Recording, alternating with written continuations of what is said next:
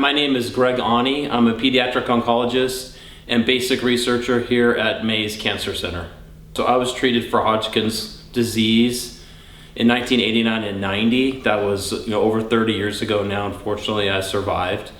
But over the past 30 years as a survivor, I've learned what the toll of successful cancer therapy can have on a patient. Some of the late effects that I've encountered. These are health problems that I've developed that are the direct consequence of my therapies I received as a teenager, which included 8 different chemotherapy drugs and radiation to the chest and abdomen. So I've developed hypothyroidism, or a poorly functioning thyroid gland, as a result of the radiation to my neck. I suffer from infertility, but fortunately my wife and I are blessed with 2 sets of twins that were from IVF, using IVF, utilizing sperm that was donated right before I started my chemotherapy treatments. I've had open heart surgery to replace an aortic valve and bypass 3 blocked coronary arteries. I've had a mild stroke. I've developed diabetes. I've had multiple skin cancers removed off my back. And all of these are issues that are the direct consequence of my therapies. My story is, pretty, shocking to some people that I've had that many health problems as a survivor. But what I always want to stress is that my story is not unique. The vast majority of children that survive cancer, and in fact adults that survive cancer, will have health complications from the treatments that we give them. And in the modern era of oncology in the 21st century, caring for those late health effects has become one of our #1 priorities in oncology, and it's something that here at the Mays Cancer Center we're striving to improve. So the adolescent young adult oncology AYA population faces distinct obstacles when compared to pediatric patients or older adult patients. These include access to care. In other words, how do they get to the oncologist that's going to care for them? Are they treated by an adult provider? Are they treated by a pediatric provider? Who's going to care for that patient?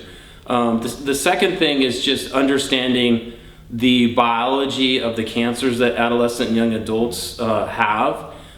There is some possibility that they're different in the way that they respond to our chemotherapy and radiation treatments.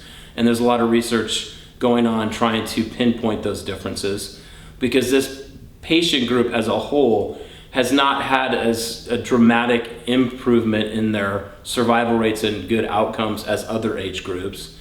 A third issue is late effects. So the issues that come from the treatments that we give our patients that manifest later in life.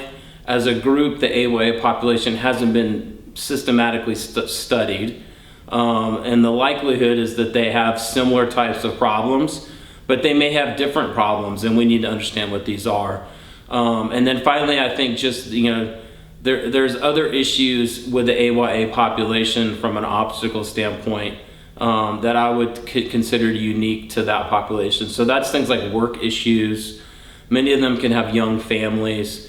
So these are, I think, distinct problems that obviously children don't have that issue, and then older individuals don't necessarily have those challenges either. And so trying to, kind of address those unique obstacles and needs is a priority as we try to care for that population distinctly. Broadly, our AYA program is really focused on trying to develop the infrastructure to care for our patients, but that's multifaceted in being able to do that. So that includes the clinics and the doctors and nurse practitioners that would care for those patients, but it's also trying to develop interaction among patient support groups, dealing with some of these special issues that this population faces, such as work re-entry, finishing their college studies for younger patients, dealing with fertility issues, which are very important in this group, as well as just supporting them throughout their time as a cancer patient and beyond.